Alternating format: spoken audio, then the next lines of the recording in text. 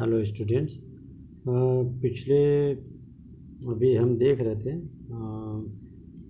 Hornbill chapter 2 का we are not afraid to die का second जो पार्ट है वो हम देखते हैं पैराग्राफ 14 से। पैराग्राफ 14 ओपन कर लीजिए।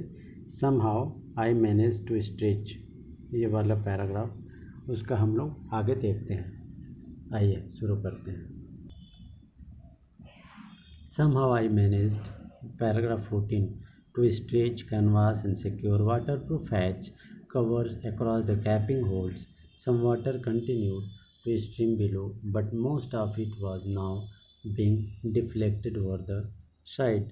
किसी तरह मैं कैनवास को फैलाने में सफल हो जाता हूँ और उसमें जो होल है उसको बंद कर अपने दरवाजे को सुरक्षित कर लेता हूँ।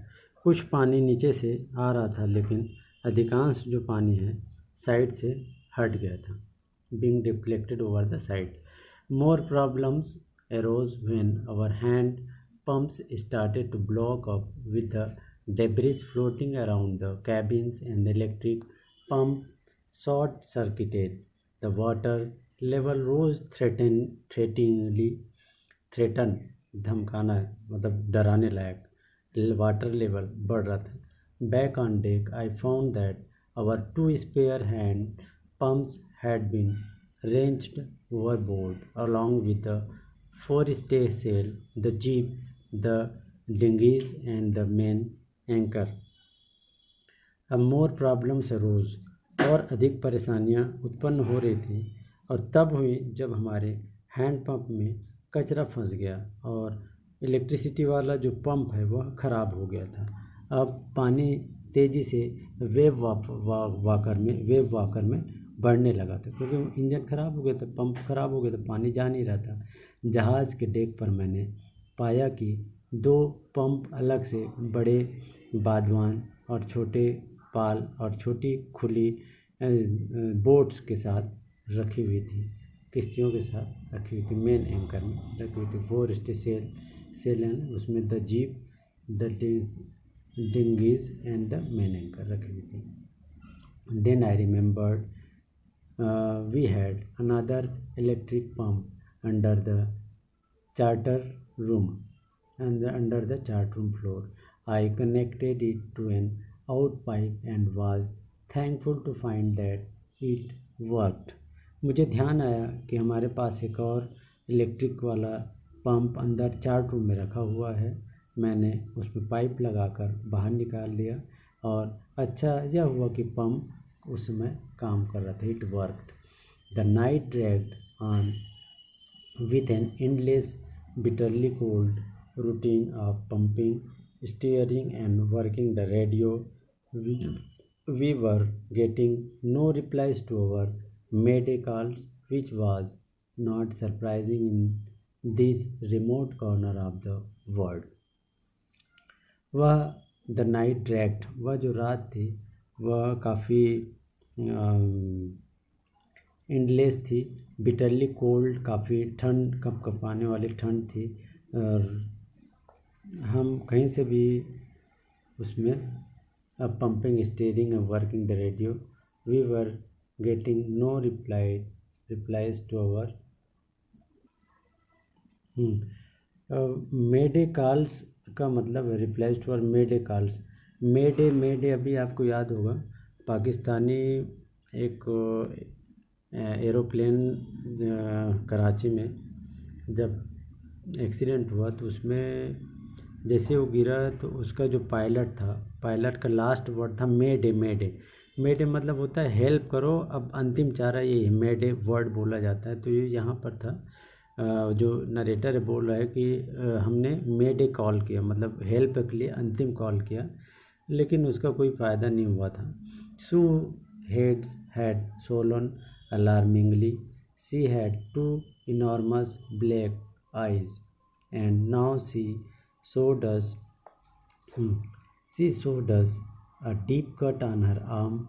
When I asked why she hadn't made more of her injuries before this, she replied, I didn't want to worry you when you were trying to save us all.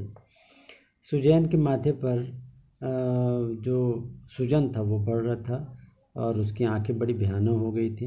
अब उसने हमें दिखाया कि उसके हाथ में भी एक जगह कट लगा हुआ था, डीप कट लगा हुआ था। मैंने पूछा कि अपने चोटों के बारे में पहले क्यों नहीं बताया वो। तो सू का जवाब था, मैं आपको परेशान नहीं करना चाहती थी क्योंकि आप हम सबको बचाने की कोशिश में लगे हुए थे। Save us all. अब इस स्टोरी का पार्ट 2 शुरू होता है। पार्ट 1 यहाँ पर समाप्त होता है। ये पार्ट 2 का शुरुआत होता है जनवरी 3 से।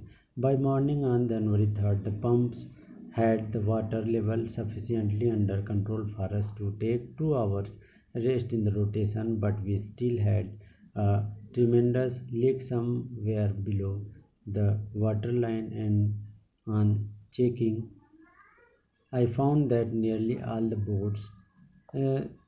all the boats main rib frames were smashed down to the keel. In fact, there was nothing holding up a whole section of the starboard hull except a few cupboard partitions. 3 जनवरी को सुबह पंपों से पानी निकालकर पानी के स्तर को कम कर दिया गया था। अब स्थिति कंट्रोल में थी। अब पंप को भी 2 घंटों के अंतराल में आराम दिया जा सकता था, लेकिन अभी भी कहीं से भयंकर रूप से पानी अंदर प्रवेश कर रहा था। और देखने के बाद मुझे पता चला कि हमारे बोट के नीचे की लकड़ी का जो फ्रेम है टूटा हुआ था। स्मैश डाउन टू द कील।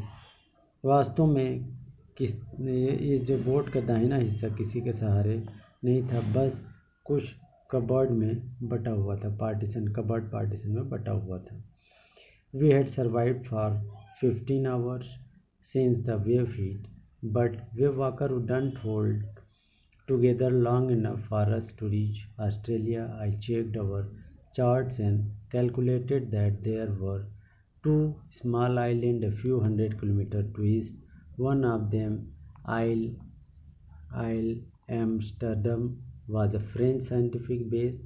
Our only hope was to reach these pinpricks in the vast ocean, but unless the wind and seas abated so we could hoist sail, our chances would be slim indeed. The great wave had put our auxiliary engine out of action.